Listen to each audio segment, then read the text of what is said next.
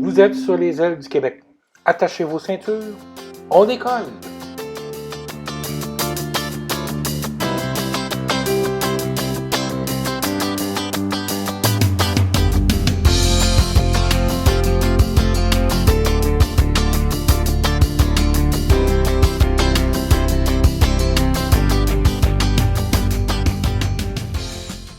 Mesdames et messieurs, bonjour, mon nom est André Allard et je vous souhaite la bienvenue à ce 10e épisode Les ailes du Québec. Cette semaine, le sujet, c'est A220 et A321LR, les anti-hubs. Mais avant de passer au sujet du jour, le rappel du jour, si vous n'êtes pas déjà membre, ici en bas, là, juste en dessous de la vidéo, vous pouvez cliquer j'aime, ou pardon, devenir membre, ou encore cliquer j'aime, bien sûr, si vous aimez l'épisode. C'est gentil de votre part de le faire, ça nous aide dans notre référencement. Tous ceux et celles qui se sont abonnés à la chaîne ou encore qui ont cliqué j'aime, je vous remercie. Je commence à avoir un impact, mais je vous encourage à continuer pour qu'on puisse être diffusé encore plus souvent et que l'algorithme de YouTube nous réfère le plus souvent possible. Alors, sujet du jour, A220 et A321 LR, les anti-hubs. Et en fait, le sujet est inspiré par l'annonce de JetBlue qui a décidé d'ouvrir la liaison Boston-San Jose en Californie. Donc, une liaison de 2700 milles nautiques, une liaison intercontinentale, donc de la côte est américaine à la côte ouest. C'est une longue liaison, c'est une route, c'est la définition même de ce qu'on appelle les long train routes en anglais, donc les longues routes à faible densité. C'est exactement le créneau idéal de l'A220-300.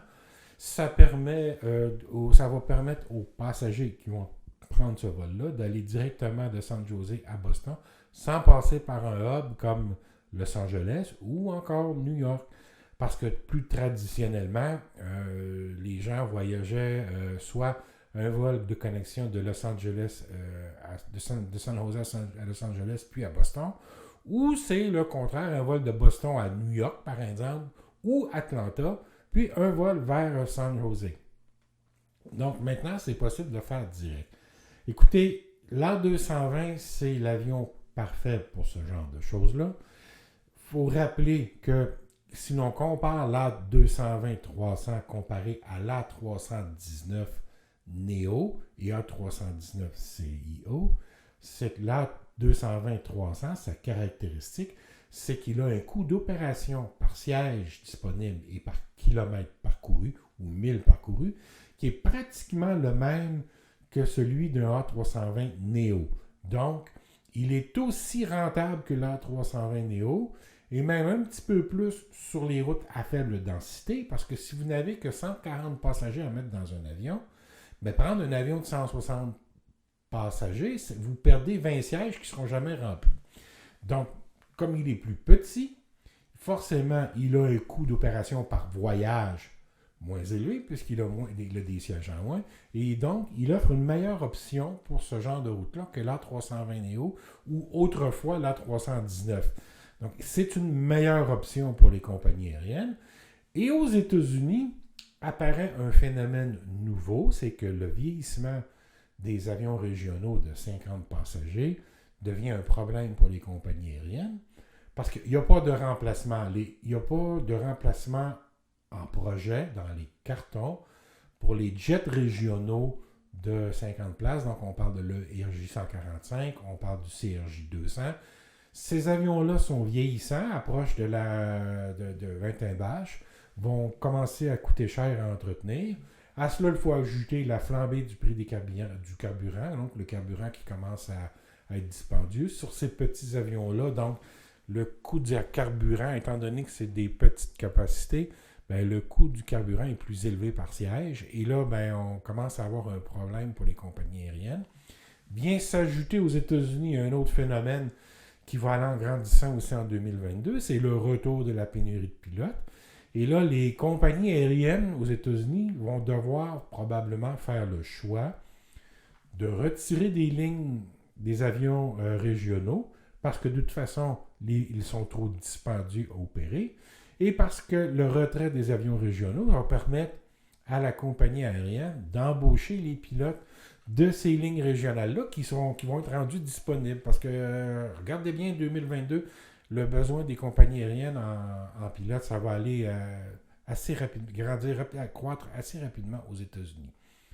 Donc, on va passer le CRJ, en fait, le jet régional, c'est l'avion qui a renforcé, consolidé ou qui a vraiment été au cœur de la stratégie du hub and spoke des compagnies aériennes. Donc, une plaque tournante avec quelques grands centres et duquel on envoie plusieurs avions régionaux qui viennent nourrir les plus gros avions, les vols internationaux. Ça, le CRJ a littéralement consacré ce phénomène-là. Ça existait déjà, mais vraiment, le CRJ a permis de l'amener à un autre niveau. Bien, curieusement, l'autre avion de ligne mis au point par Bombardier, lui, il vient faire exactement le contraire, c'est-à-dire que vous n'avez plus besoin de hub, vous pouvez traverser le continent américain, partir de la Floride puis vous rendre en Californie avec un avion vers des petites villes sans avoir à passer par un hub. Donc, c'est un peu ça, c'est un peu ironique de voir que, dans le fond, Bombardier est allée elle-même jouer dans le marché des avions régionaux. Remarquez que quand on regarde l'état du marché dans les avions régionaux aussi, c'est plus vraiment... Ça aurait été une bonne solution à Bombardier s'il n'y avait pas eu toute la série de problèmes qu'on a eu. Mais je ne sais pas là où je vais aller. Donc, c'est un phénomène qui va aller en grandissant. N'oublions pas qu'aux États-Unis, c'est 75% de tous les jets régionaux sur la planète ont été vendus aux États-Unis. Donc, c'est le marché des avions régionaux. C'est le marché qui est le plus sensible au vieillissement des avions régionaux de 50 places, qui va devoir réagir. Et là, écoutez, il y a 3 compagnies aériennes en ce moment aux États-Unis qui sont 3 acheteurs de l'A220. Il y a Delta, bien sûr, qui, elle, est un transporteur traditionnel. Il y a JetBlue, qui est plus un hybride entre le low cost et la ligne traditionnelle. Et il y a évidemment Breeze Airways, qui a commandé 80 A220. Et la philosophie, l'objectif de Breeze, quand elle a commandé l'A220-300, c'était justement ça, les longs marchés à faible densité, donc les long ting routes, et c'est ce qu'elle va faire. Et là, l'arrivée dans les prochaines années d'un plus grand nombre d'A220, donc quand on va dépasser la centaine d'A220 en service aux États-Unis, là, on va commencer à avoir un effet d'entraînement. C'est-à-dire que JetBlue, Breeze, Delta Airlines vont ouvrir des liaisons directes qui vont être capables d'opérer rentablement, retirer des avions régionaux. Dans le cas de Delta Airlines, retirer des avions de 50 places sans perdre de clientèle, entre guillemets.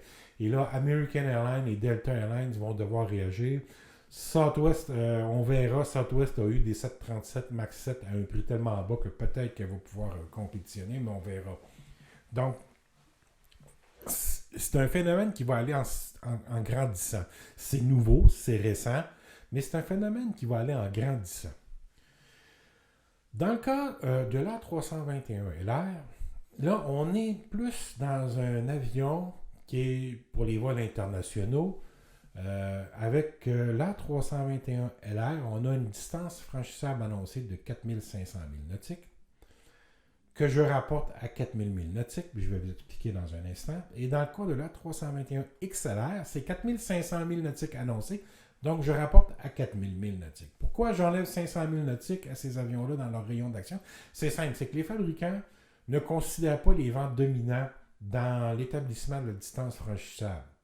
Sauf que la réalité, c'est que si vous partez de Paris et vous vous emmenez à Montréal, et vous avez un bon vent de face, vous devez réduire 1 heure de vol facilement ou allonger le temps de vol d'1 heure. Mais ce temps de vol-là, c'est parce que vous volez plus lentement par rapport au sol. Donc, au bout du compte, vous perdez facilement 500 milles nautiques. C'est la règle que j'applique pour les avions transatlantiques quand on veut traverser la Grande Mer à Canard entre la France et le Québec. Donc, on enlève 500 milles nautiques. À 3500 milles nautiques, L'A321LR en kilomètres, ça fait une distance franchissable de 6400 km. Donc, au départ de Montréal ou de Toronto, vous vous rendez en France très facilement, il n'y a pas de problème. Vous pouvez desservir n'importe quelle ville de la francophonie. Vous pouvez également desservir l'Espagne et le Portugal. Au départ de la France, avec un 321LR, vous pouvez desservir évidemment le Canada, mais aussi une partie de la côte est américaine. On parle de, grosso modo, Washington, Philadelphie, Boston, justement. Et ça, ce sont des villes qui n'ont pas ou peu de liaisons directes vers l'Europe. Donc, pour une compagnie européenne, ça devient intéressant d'ouvrir ces liaisons-là directes. Le plus gros défaut de l'A321LR, c'est qu'il y en a seulement 51 sur le marché et Airbus ne les livre pas assez vite. Quand il y aura 200 A321LR de livrés et que là, les compagnies aériennes vont se mettre à faire du transatlantique, on va voir augmenter le nombre de nouvelles liaisons. Mais on peut penser Boston-Paris en période de forte achalandage, donc dans quelques années, quand la pandémie sera chose du passé, que les volumes de passagers seront chose du passé, seront revenus à la normale, ils iront même dépasser ceux de 2019, ben, une liaison Boston-Bordeaux, Boston-Lyon, Boston-Toulouse va devenir envisageable à ce moment-là. Et l'A330, par exemple, qui est le plus petit avion d'Airbus capable de faire le plus petit long rayon d'action d'Airbus, est trop gros pour ça. Même chose pour du côté de Boeing. 787-8 est beaucoup trop gros pour faire Boston-Bordeaux, mais l'A321LR est capable de le faire. Donc, il y a des compagnies qui vont commencer à ouvrir ça. D'ailleurs, Air Transat, en ce moment, a 10 A321LR. Sur la traversée atlantique, c'est la compagnie aérienne en ce moment qui en a le plus. Elle opère Montréal-Paris avec des 321LR parce qu'on est en situation au Canada, écoutez, les règles imposées par le gouvernement canadien sont encore un obstacle au voyagement. Donc, un 321LR.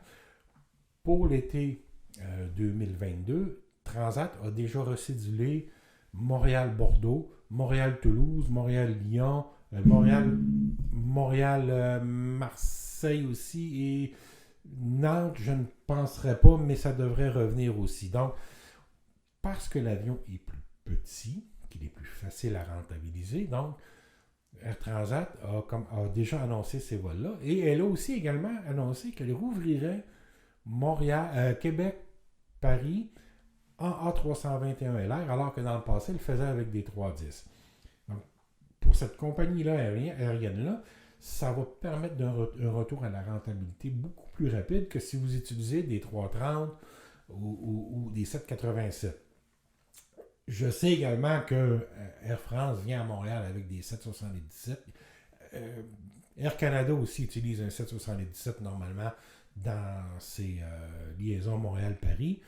Mais le 777 sur Montréal-Paris, si c'est pas pour les passagers, c'est trop gros pour la distance, pour le nombre de passagers, c'est le cargo. C'est que on s'entend 3500, 3000 milles nautiques, c'est une distance très faible pour un 777. Donc, vous pouvez mettre un maximum de cargo dedans parce que vous n'avez pas besoin de beaucoup de carburant. C'est pour cette raison qu'Air France l'utilise, c'est pour cette raison qu'Air Canada l'utilise. Air Transat, ben, le cargo, c'est pas vraiment sa tasse de thé ou sa business, comme on dit. Donc, on va voir augmenter le nombre de liaisons comme ça.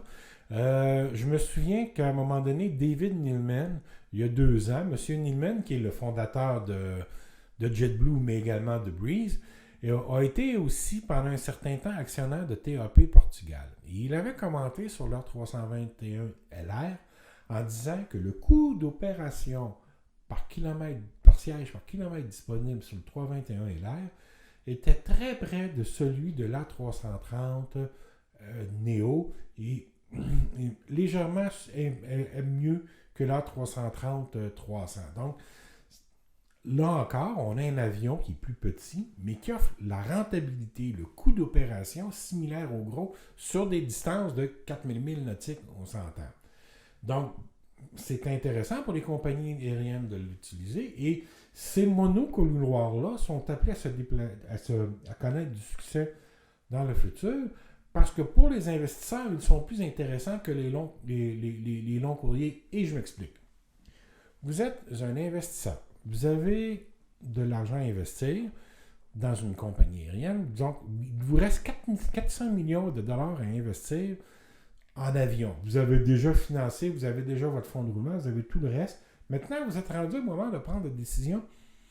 Quel type d'avion je vais acheter? Avec 400 millions de dollars, vous pouvez acheter 4 A330, 800, flambant neuf ou 900, ou à peu près 4. Peut-être que c'est 3,5, 4, mais c'est près de 5 millions, un A330. Et je parle bien du prix escompté, on ne parle pas du prix catalogue. S'il vous plaît, ne me parlez pas de prix catalogue. Ça n'existe pas, le prix catalogue. Il n'y a personne qui achète au prix catalogue dans l'industrie. Donc, c'est à peu près 4 appareils. Mais avec ça, et évidemment, vos 3 A330, ce sont des avions à long rayon d'action, des avions de 300 passagers. Vous ne pouvez pas faire de manière rentable des petites routes de moins de 2000 milles nautiques. Par exemple, Montréal, Miami, Londres, en Europe, c'est une route Londres, Tenerife ou les Canaries. Ce sont de petites routes pour ces avions-là et elles ne sont pas rentables sur ces petites routes-là. Ça prend au moins 3000 milles nautiques de route pour réussir à rentabiliser un gros avion comme ça. Et ça prend au moins 250 passagers à bord. Donc, le nombre de routes sur lesquelles vous pouvez exploiter ces avions-là, c'est assez restreint. Parce qu'il n'y a pas beaucoup de routes transatlantiques, il n'y a pas autant de choix. Tandis que quand vous arrivez avec un appareil comme l'A321, vous êtes à peu près à 8. Vous pouvez vous acheter à peu près 8 A321 pour le prix de 4 A330. L'avantage des 321, c'est qu'il peut faire plusieurs routes que l'A330 fait, mais il peut faire aussi les routes à forte densité que va faire l'A320 Neo. Donc, il offre beaucoup de rentabilité, il offre beaucoup de choix de routes, il offre beaucoup de flexibilité. Et en fait, comme vous en avez 8 au lieu de 4, ben vous doublez, la capacité étant à 200 passagers par avion, vous avez un petit peu plus de capacité, donc un petit peu plus de potentiel de revenu qu'avec un 330, avec la flexibilité qui vient avec. L'A321 va s'accommoder ou va être rentable sur des routes de moins de 2000 milles nautiques. On parle des routes à forte densité de 1500 milles nautiques. L'A321 n'a pas de problème, il est rentable. Maintenant, si on arrive avec l'A320-300, là, on arrive avec la possibilité d'acheter jusqu'à 12 appareils pour le prix de 4 A330. Alors, avec 12 appareils de la famille A220, vous pouvez effectuer pratiquement toutes les routes de moins de 3000 milles nautiques qui vous plaît. Puis votre avion va être rentable parce que je l'ai mentionné tantôt, il a la même efficacité que l'A320 Neo. Donc là où l'A320 est efficace, l'A220 l'est aussi, mais vous pouvez en plus rajouter les routes que vos compétiteurs n'ont pas, n'exploitent pas, parce qu'ils n'ont pas d'avion adapté à ce besoin-là. Donc quand arrive un ralentissement économique, par exemple, une route qui vous permettait d'aller chercher 180 passagers par jour, avec une récession, on va tomber à 140 passagers par jour. Mais avec l'A220, vous êtes encore rentable. Vous êtes encore capable de faire un bon profit sur cette route-là. Donc, c'est l'avantage. Il offre le plus de flexibilité. Et je répète encore, dans le passé, cette option-là n'existait pas parce que si vous preniez que des A319 dans votre flotte, l'A319 a un coût d'opération par siège par kilomètre disponible, plus élevé que l'A320. Donc, ce n'était pas vraiment une option intéressante. Alors que là, maintenant, ça en devient une. Donc, l'investisseur, lui, doit choisir ce qui est le plus rentable pour lui. Et forcément, il va choisir l'avion qui lui offre la meilleure possibilité de rendement et qui va lui offrir le plus de flexibilité. C'est pour ça qu'on va voir que non seulement dans cette ère post-pandémique, la décision d'opter pour le monocouloir va être encore plus facile à prendre qu'avant la pandémie, on s'entend, parce que de toute façon, dans les 2-3 prochaines années, là, les routes de gros porteurs, ça va être difficile à rentabiliser. Il y a tellement de A330 de retirés du marché disponibles pour de la location dans l'usager à des tarifs franchement avantageux qu'il n'y a pas d'incitatif à retourner à acheter dans cet avion-là. Et c'est pour ça que les monocouloirs sont appelés à se développer dans les prochaines années.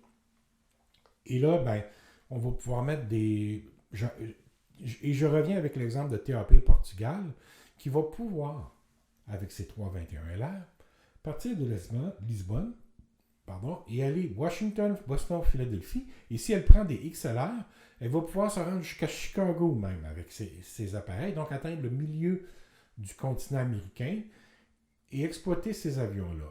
Ce que va pouvoir faire TAP, c'est venir justement s'attaquer une partie du marché d'Air Canada, par exemple. Parce que Air Canada, depuis 10 ans, a développé le marché américain, c'est-à-dire que Air Canada a développé des liaisons régionales, donc en CRJ, vers Philadelphie, Indianapolis,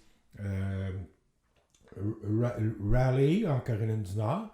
Elle amenait les passagers potentiels de ces endroits-là à Montréal quand ces passagers-là voulaient se rendre à Paris.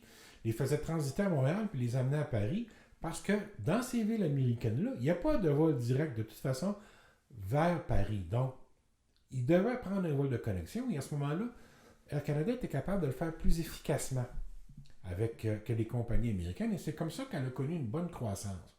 Là va arriver la 321 LR qui, lui, va être capable d'offrir des vols directs Philadelphie, Washington, vers Paris, mais éventuellement vers Bordeaux, vers Lyon, vers Marseille, vers Toulouse. Donc, les destinations très prisées en France. Et on peut répéter la même chose pour la Grèce, donc Athènes, Rome, Milan, l'Espagne, Barcelone. Donc, c'est des routes qui vont se multiplier dans les années à venir. La seule limite de croissance de ces routes-là transatlantiques, c'est la capacité d'Airbus à livrer des A321LR et XLR. Et ça, malheureusement, c'est pas au rendez-vous. Il faudrait nettement améliorer les livraisons de ces appareils-là. Alors, c'est ce que j'avais à dire pour aujourd'hui. Si vous vous êtes rendu jusqu'à la fin de la vidéo, c'est que vous l'avez aimé. Donc, il n'y a pas de raison de ne pas cliquer j'aime, n'est-ce pas? Et encore merci pour le clic. Oui, vous aussi. Un autre qui vient de cliquer. Faites pareil. Alors, je vous remercie beaucoup tout le monde. Je vous dis à la semaine prochaine.